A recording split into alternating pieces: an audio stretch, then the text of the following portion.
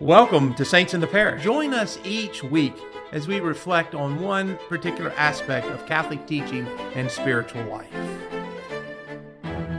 Father Steve Williams here, another wonderful episode of Saints in the Parish podcast with my co-host Donald Paul Maddox. Happy to have you with us this morning, and we're talking about the process of becoming Catholic. Yep.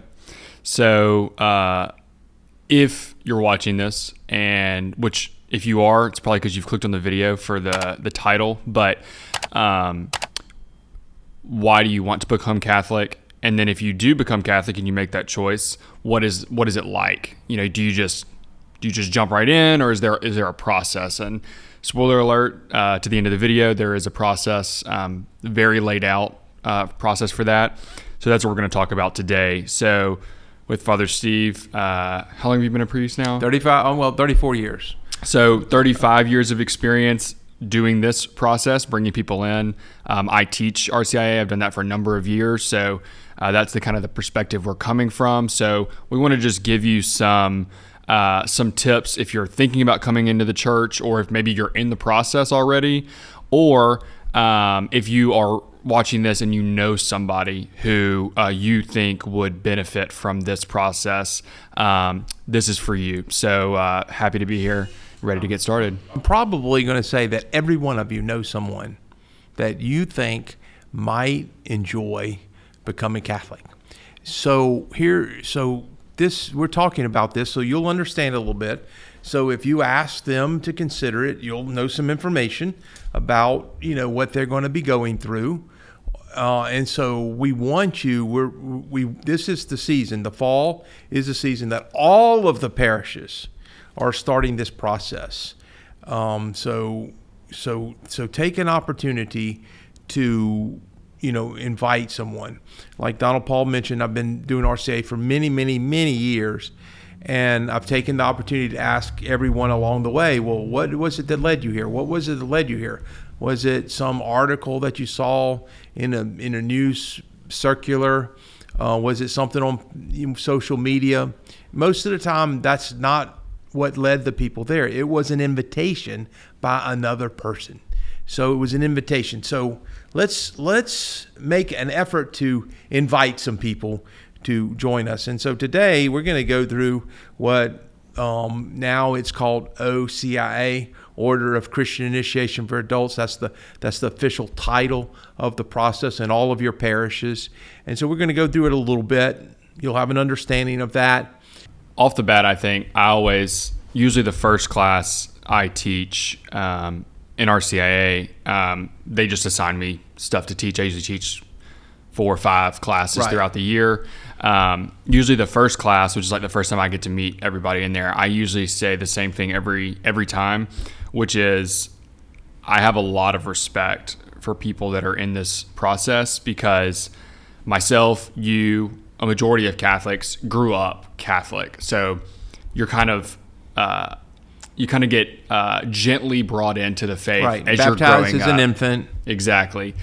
And I think there is a lot of grace to be had for the fact that you can come in as an adult, and the church kind of expects you, not a full understanding, but the church expects you to kind of accept everything at once, right? So, some things are not difficult, they make sense. But like you were talking about Mary, confession, these are big, important things that you have to accept to be confirmed and to be baptized and to receive communion. And for us, it was, it's years before you even receive the Eucharist for the first, So I just want to start with that saying, if you're in RCA, just thank you for considering that, because I know it's a big ask, and pray for the grace to go through that, because it's a daunting process, but one that is certainly worth it.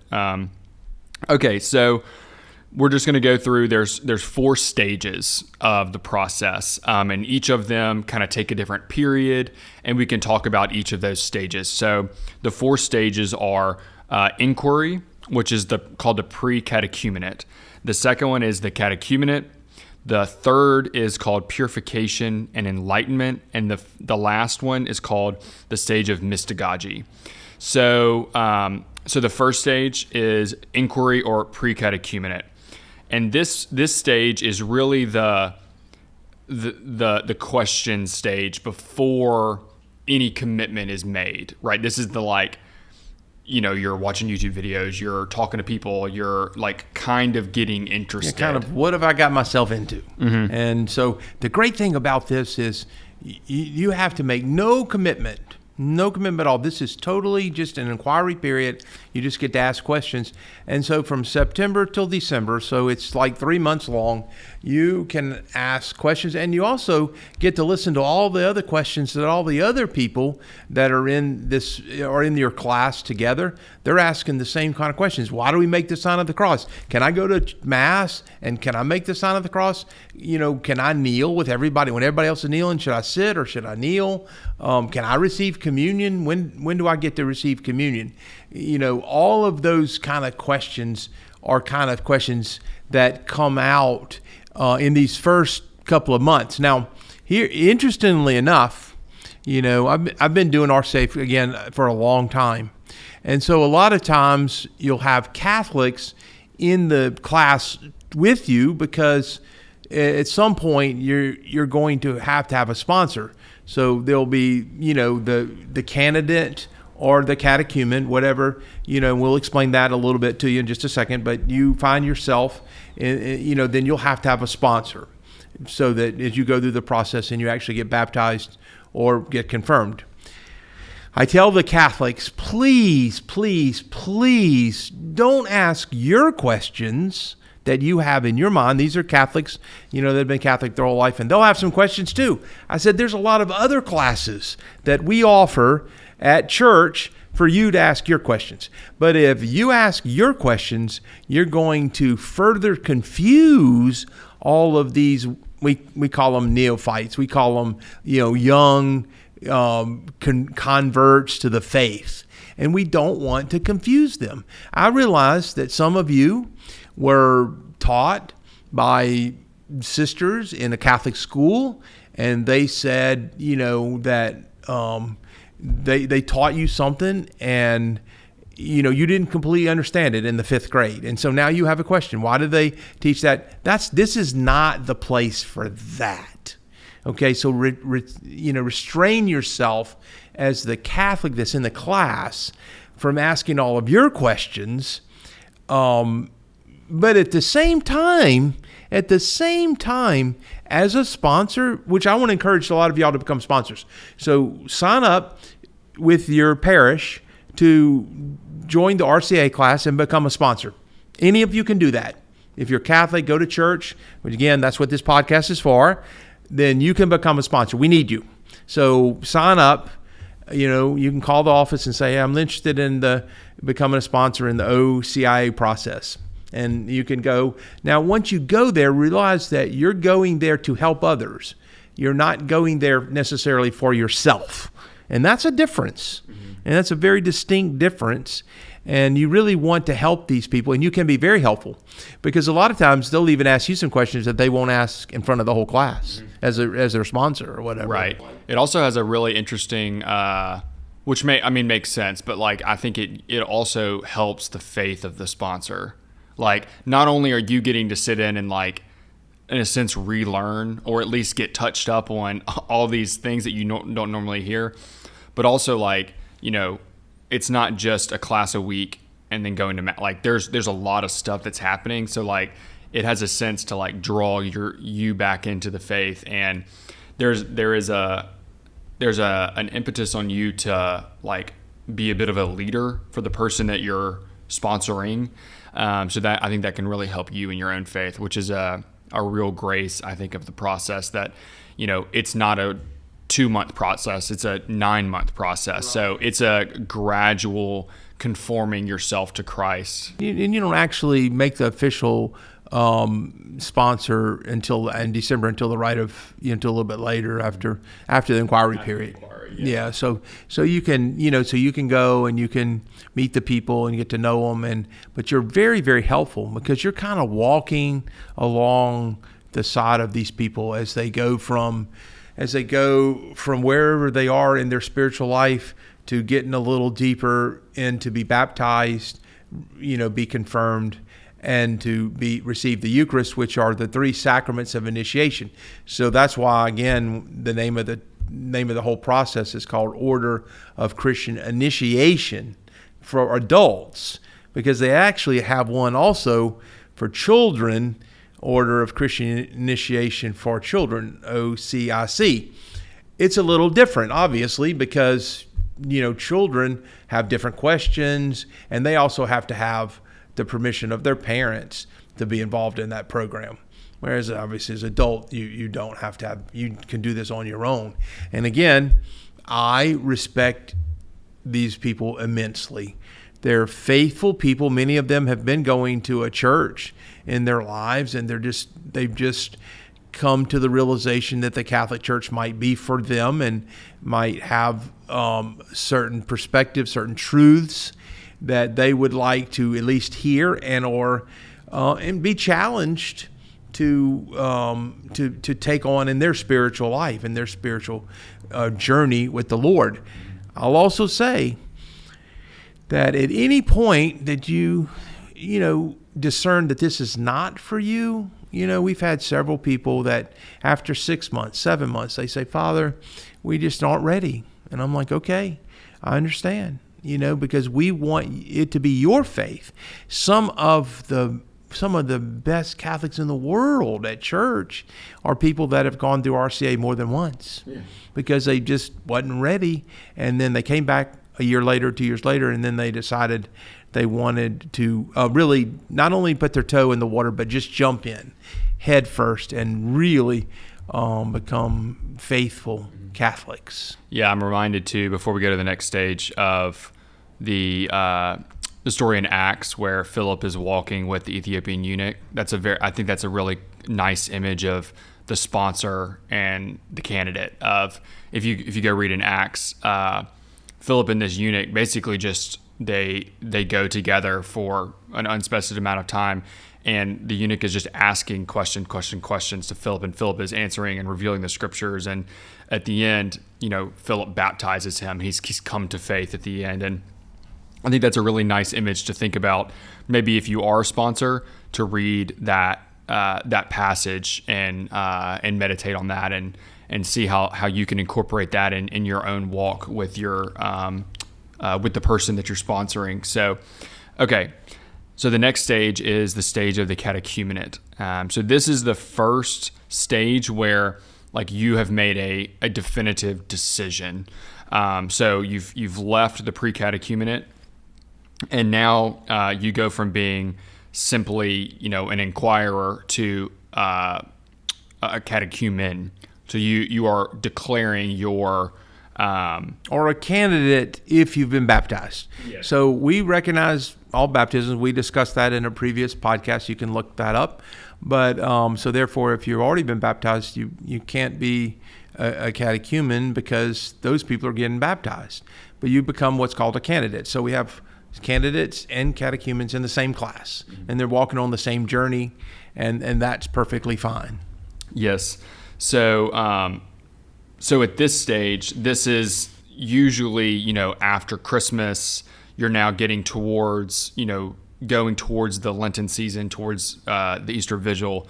And now it's a little more of an intense formation in the faith. So it's gone from your kind of general questions, your general kind of overview instruction to this is the sacraments, this is what they mean, and then getting it even more practical, this is how it's performed. And I know for us, at least where I teach, this is a much more rigorous instruction in the faith. Could we use the same image if someone was dating and then they went from dating to being engaged? Would that be a reasonable? I think that's a reasonable. Because this is something super, you've made your decision, and now you're seriously going to learn. As before, you were just asking questions. And again, at this stage too, there is a sense of commitment. There's no forcing. You can still come out if you want, but you have publicly declared your intention to move forward. And now that means something. And you're going to give a lot of yourself to the process. It's really important.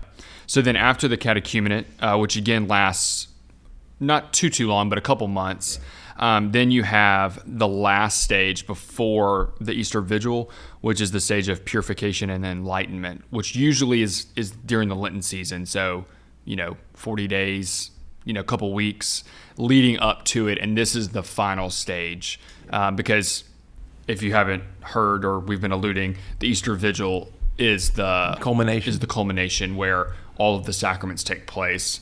So this is the final stage, and this is a little more spiritual preparation. Again, we're in the Lenten season, so we're already preparing, and you are kind of spiritually and physically preparing yourself for entrance into the church, whether through baptism, if you haven't been baptized, or through the sacraments of initiation. And all the parishes are a little different at this point, although the church gives us an outline of what we need to do.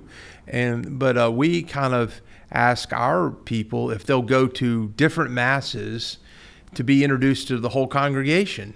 And we have something called scrutinies. Again, the church gives us this guideline. And in English, when we scrutinize something, it's not really a favorable word, but in Latin, when we translate this, it's really to kind of look closely is what it means. It doesn't mean to, sit there and find all the judge or find all their faults at all. It means to just look very closely. We ask these people to go on this journey. And a lot of people say, "Why, Father, why does it have to be so long? Can't I just say yes?" And I try and explain to them, you have to know what you're saying yes to. And it takes us about that long to explain to you, well, to the best of our ability, what exactly are you saying yes to? We love that you want to jump in, but you need to know what you are accepting, because there is a burden. It should change your life. And Donald Paul was just married over a year ago, and so he probably those 6 months of preparation probably really important for you and your wife to really get to know each other. And how important is that? You know what I mean? That's so important before you say yes.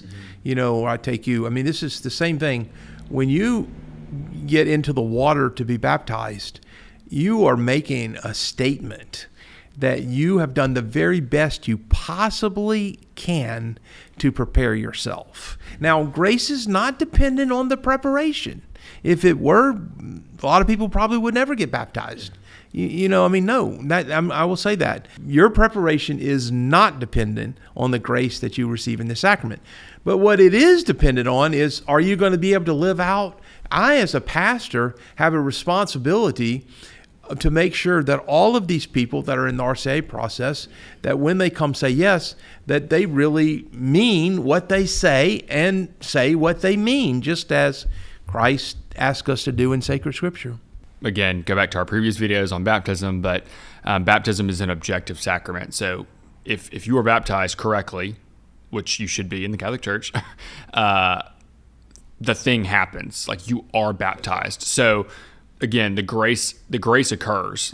You are baptized. There's an ontological change that happens to your soul because you are baptized correctly, and that can't be undone. So again, you need to be prepared to know what you are receiving, because something actually happens.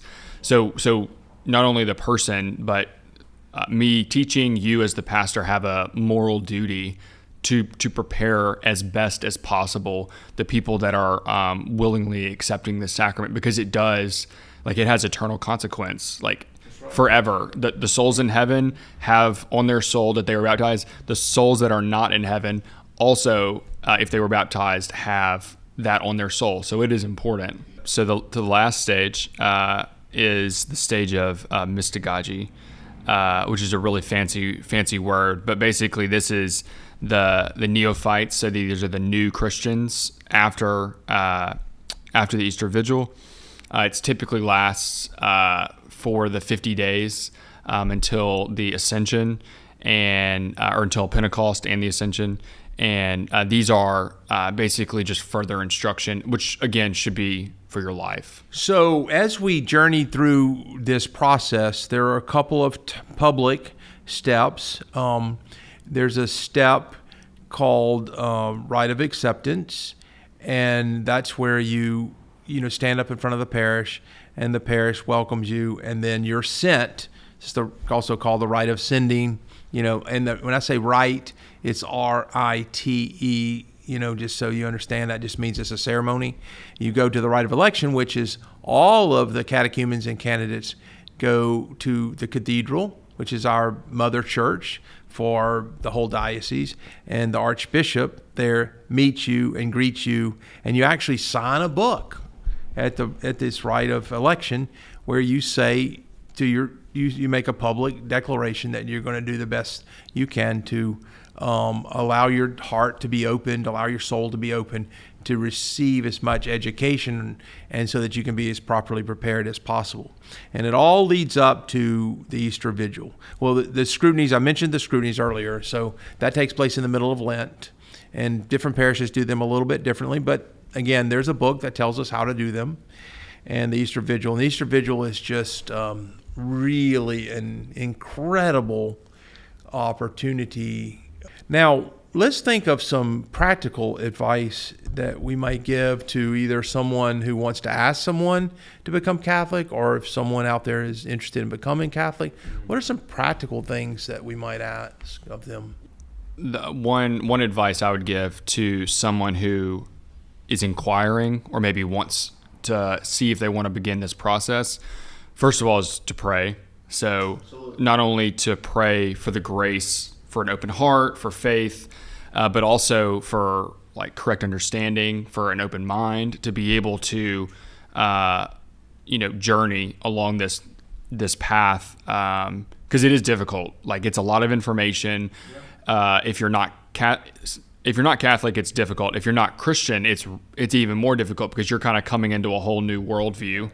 Change what you did believe and believe this. Yeah. So first thing I would say is pray, most importantly. Second, I would say is don't let the 1 day a week, if most parishes do it 1 day a week, don't let the 1 day a week for the hour and a half you're there be the only study you do for the week. Ask your priest, ask the people teaching, recommend some books, recommend some people to watch on YouTube, some podcasts, listen and start getting involved in the Catholic worldview to help you understand more than just that 1 day a week.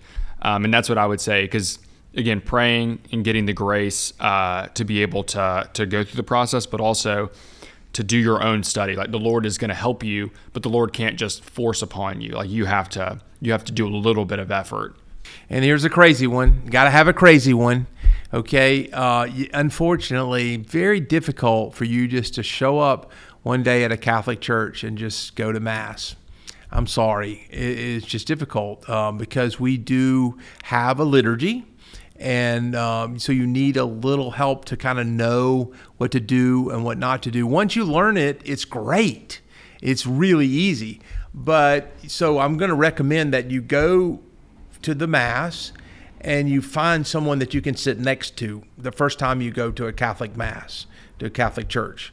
I'm going to recommend, if you don't know anyone, then that's fine. Call the church office, because we have people that would be glad to meet you outside before a Mass that you want to go to, and they'll be glad to have you sit next to them. But they can kind of help you know when to kneel, because we kneel 4 times during our Mass, and so everyone knows when to kneel. Now you can just follow everybody. They'll help you with understanding the missalette. It's kind of the Bible that's been printed for us so that you can follow along all the pages in the missalette. It's a little confusing for certainly for someone new to the Catholic faith. And the person next to you could even help you understand, why are there bells ringing? And, what is the priest actually doing with that, kind of cracker or wafer up there at the altar? They'll be able to answer some of these kind of questions, because, again, a lot of times these are people that went through this process themselves, so they know what's going through your mind and asking some of the questions. So that's one of my practical, suggestions is don't just try and show up at Mass and go to Mass by yourself, but call the office or call a friend that's Catholic and ask, can I come along with you to church? And they would love for you to come along with them to celebrate Mass. But I mean, let me give you just a couple of, I like to compare and contrast, okay? If you walk in your local church right down the street, and they're going to start talking to you and welcome you, and everyone in the whole church is talking because it's their community. When you walk in a Catholic church, we don't talk in the church at all. It's quiet. It's very solemn. So, no one's going to say hello or welcome you. They might outside when you come in the church door. There may be some greeters or some ushers will say hello to you. Again, maybe. But you'll come in the church and then it's just totally quiet and silent.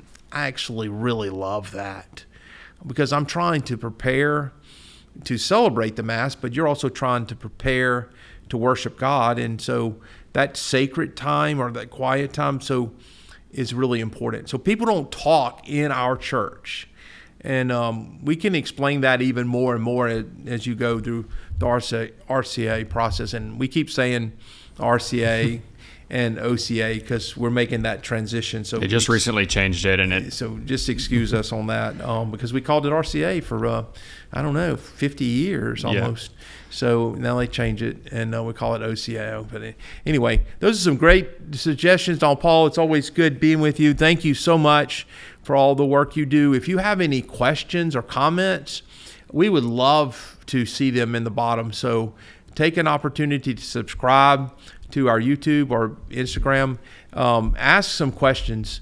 I know Don Paul has engaged several hundreds. Yeah, right. Which is great because what it does is it helps us to understand that we're reaching a lot of people, but also it helps us in our thought process of preparing for these particular podcasts. I am not so great. A lot of times Don Paul will share with me some of your questions and we'll discuss it and then he'll answer them. I'm just not so great on responding to a lot of questions, but I've had several people stop me after Mass and, say, I really like this particular podcast or I like that podcast, and they'll ask me a question. And so, I certainly will do that, but thank you.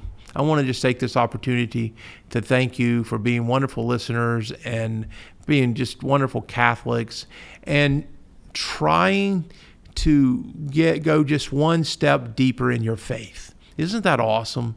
The thought that, we're trying to be saints in the parish. And with that, I'll ask God's blessing upon all of you. Heavenly Father, we just thank you for this time together. And if there's anyone out there that's discerning whether or not to become Catholic, please help them in their journey. And we ask God's blessing to descend upon you and your families, the Father, the Son, and the Holy Spirit. Amen. God bless y'all.